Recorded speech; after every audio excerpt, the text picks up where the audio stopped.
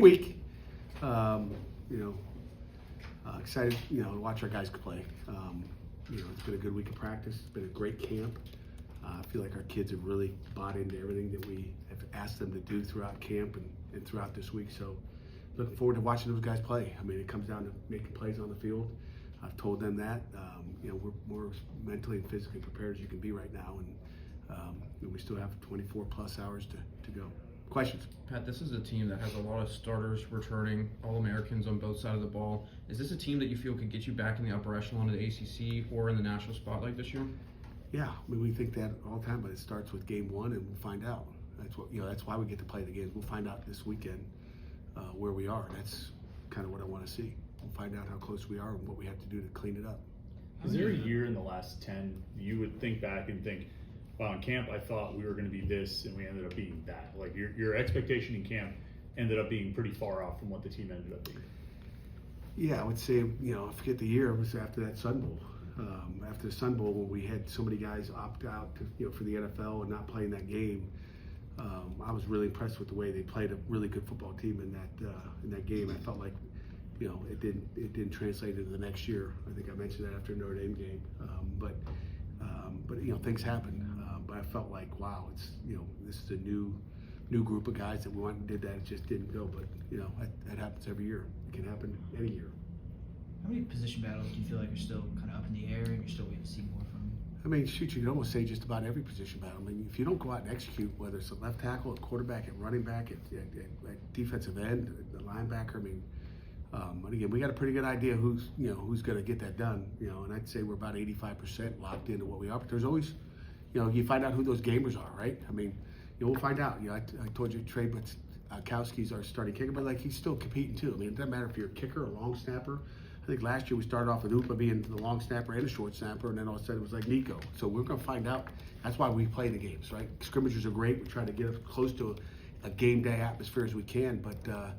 When those lights go on at noon, that's when we're going to find out. And like I told our football team, it's an audition. You're auditioning for your position, for your units, and we get to find out, how that's going to play out. Do you think you'll go down pretty far in the depth chart just to get a lot of people experience this weekend and some of these early weekends before ACC play? It depends on what the score's like. I mean, it depends on how we audition. If we play well, like we think we can and should, we got to make plays. I mean, you can have guys wide open if you miss them.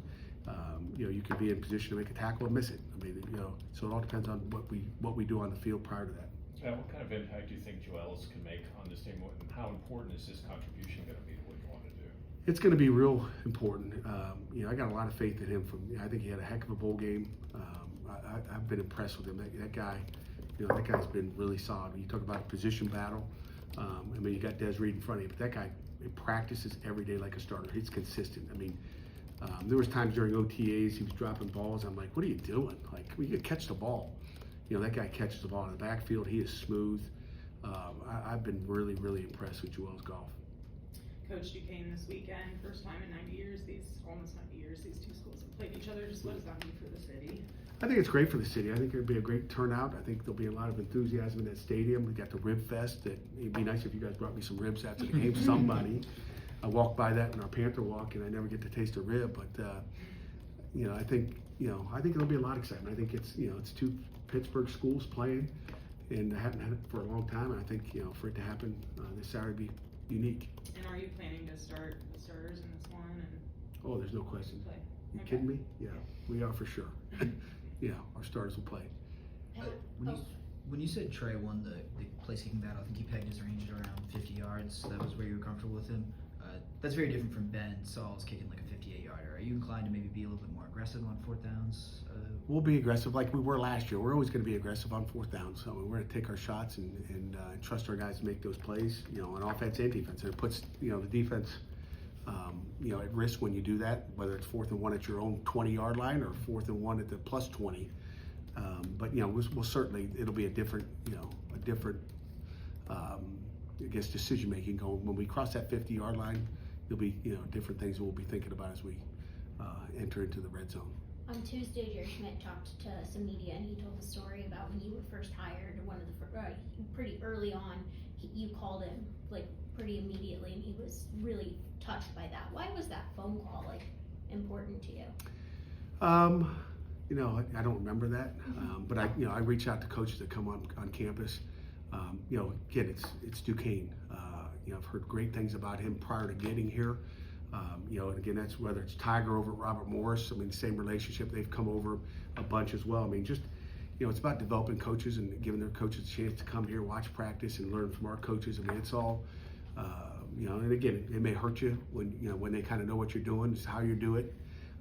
But, you know, that's part of the game of college football when you try to share. I think as coaches, we're teachers, and you want to try to help and share, you know, the knowledge you have to help other programs. So, you know, we've always been, you know, open doors to that. There's some. How important is it to have Sean Fitzsimmons ready to go week 1 Oh. on that starting line? Sean Fitzsimmons has been excellent. It's great to have him. He's been really good. So we're excited to have him ready, and he's playing at a high level right now. I'm excited to watch. You know, so is Nick James. I'll throw Nick James. I mean, Nick James, Francis Brew, those guys are playing really, really well. There's some rule changes this year. It seemed like it might be relevant. The defense can't clap anymore. We haven't been able to, Chris, for 10 years clap. If you go back and Google, when I was at Michigan State, we were one of the first teams to clap. And if you went up and Googled Nebraska, Michigan State, defense 2000 whatever, clapping, you'll probably see a nice little video there. I think Carl Pelini, I think it was Coach Pelini's son, or our nephew was snapping, and he snapped the ball early. The quarterback got hit in the chest with the ball. I think ever since about those days, that's when those rules started to change. So we were clapping back in the days. I think 9 years ago, you had an opposing head coach say you were clapping to I don't remember throw that. off his cadence. but I mean, now it's something they'll penalize. It's been for right? like, I mean, it'll be penalized. We got a penalty in camp. One guy was like, "Hey, come on, get you," and it was like, "Oh, you can't do that." We used to have a signal on defense that we used to clap. Okay, obviously we can't do that, but that's been for 6 years. I don't know when that rule came in, but we're allowed 2 words on defense. We're allowed to make a move call and a trade call. We're allowed to use the word stem and move, which stem is, we don't use that word, but maybe we'll start using it. They gave us language now. It used to be the offense could clap and defense couldn't. That's been the rule, but at least they gave us something, because offensive coordinators would come in and say, "Hey, we're using the word move in our cadence today." And when an official came in and told me that, I was like, "No, you can cancel that. It ain't gonna happen." So this is the first year that they've given us words that we're allowed to use on defense. So offensive coordinators wouldn't say, "Hey, we're using that word too. We're gonna clap. We're gonna use the word move. We're gonna use the word trade and stem." Like, are we speechless on defense? So that's got corrected, which is great for the NCAA.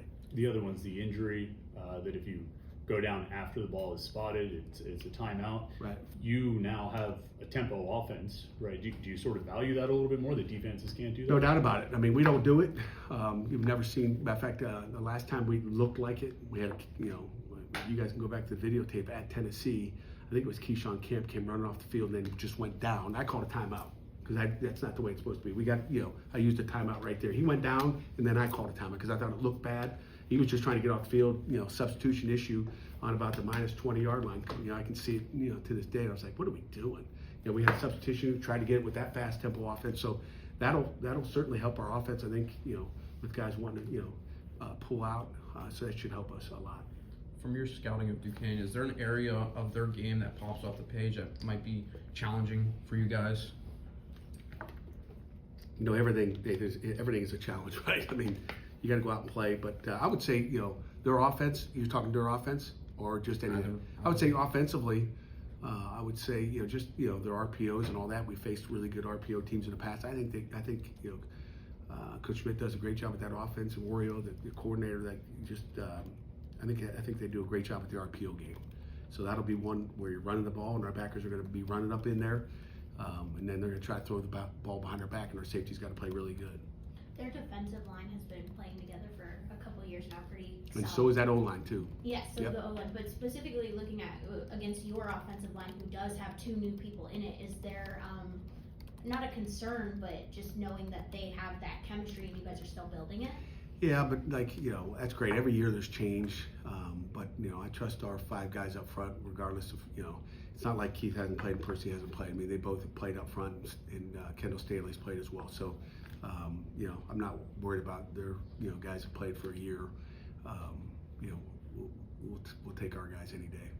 Coach, just overall, how's Eli look as we start this new season? We're gonna find out Saturday, right? You know, I've been impressed with him. I think, you know, he's taken on a leadership role as well as just, you know, operating the offense. So, you know, I think it's no different than Aaron Rodgers. What's he look like? You guys haven't seen anything. You know, is he gonna be what he was with the Jets, or he's gonna be like he is with the Steelers? I think it's the same thing, you know, at that quarterback. He's been impressive through camp. I mean, he can run, he can beat you with his feet, and he can beat you with his arm. So, and he's got enough weapons to beat you. I asked Cade yesterday if he thought Eli is a risk taker, and he said he actually wants Eli to be more aggressive. Do you think Eli's a risk taker? Do you think he should be more aggressive? That's hard to say. I mean, it's a tough question. You know, you can be aggressive as long as you're right? I mean, whoever's got the clicker last is great. You know, we'll take our shots. He'll be asked to take his shots when it's time, but it's also, you know, complete the ball, move the sticks, right? I mean, we like to be explosive, you know, and Cade likes to be explosive. He'd like to score, you know, every series in 2 or 3 plays. That's great. That's not college football. You know, there's some really good defenses out there, and Duquesne and Mickey does a great job. Mickey Jacobs, that is. You know, you can say he's aggressive or not aggressive enough, but I guess we find out when, you know, you get out there. You got to take what the defense is giving you, right? If they're gonna pack it back and be in some type of Tampa 2, like, you know, we want to be aggressive. I don't think so. You know, I think, you know, the most important thing is we have the ball in our hands and we're not turning the ball over, unless it's a long bomb and it's a 40-yard change of, you know, possession, you know, and we make the tackle too. So, you know, being aggressive is, you know, you got to be smart and aggressive at the same point. So it's a fine line. I mean, it's hard sitting back there. You know, it's easy with the clicker. It's hard when you're sitting behind that offensive line and you're looking down the field, and sometimes you can see guys, sometimes you can't, and you know, those are the decisions quarterbacks have to make, right? I always say it's easier watching on tape, but, you know, being out there in the pocket's different. And Cade's played quarterback, so he knows. At defensive tackle, with all the guys you have there, is there anyone you like to pair together, or are they all kind of, can you rotate? No, they work together, Stephen. They work well together. They all have rotated throughout. I mean, you know, we feel like we got really 4 starters in there, and we'll rotate them as needed. It'll be based on play counts and how long was he out there, and giving another guy to start the series off. It'll be just, you know, try to keep it even and fresh. You mentioned Mickey. I mean, he was a GA here. Could you kind of tell that he maybe had you know, he's calling plays, now he's a coordinator. Did you sort of see that in him when he was here? No doubt about it. I knew he'd be a great position coach and coordinator. You know, did you think he'd be a coordinator that fast? No, but it's his place. He's a Duquesne guy. He's a Jerry Schmidt guy. And Jerry's a loyal guy. So I think it was a great hire. You know, he called and asked me about him. I said, shoot, you can't. Matter of fact, we sat out there during his summer camp. It was late in the season. I think it was June when he maybe made that hire one year. You know, we've got guys on our staff that were there as well. I mean, Mike Craig, you know, one of our defense quality control guys, does a great job. Was the defense coordinator prior to Mickey, so we kind of exchanged guys. And so, you know, we're excited. Mike Craig does an unbelievable job. Great football coach. When something like that happens, when a guy that gets a promotion that was on your staff, is that your point of pride? You never want to lose a coach, but do you take pride in maybe a guy that coached under you moving up? Yeah, no doubt. I mean, that's kind of what you do, and that's why we talk to coaches and bring coaches in here, and that's exactly what you want, is guys to move on. You hope you don't have to play them, you know, because they kind of know what you do, they know your terminology, they know what you do, so you change stuff up, and so there's a lot of things we had to change just to make sure that we're not giving anything away.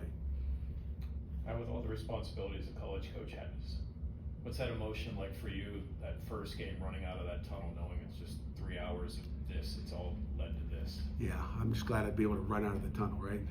Shoot, in January I didn't know if I could run out of a darn tunnel. You know, it's excitement. I mean, the kids will be cranked up, we'll be cranked up as coaches, and you know, it'll be a lot of fun. Season 11, let's go. You have superstitions, rituals. What do you do Saturday morning? Go for a walk. You know, just get ready for the game. I'm actually going through hit charts and just, you know, reviewing what they do offensively. Good. So, anything else?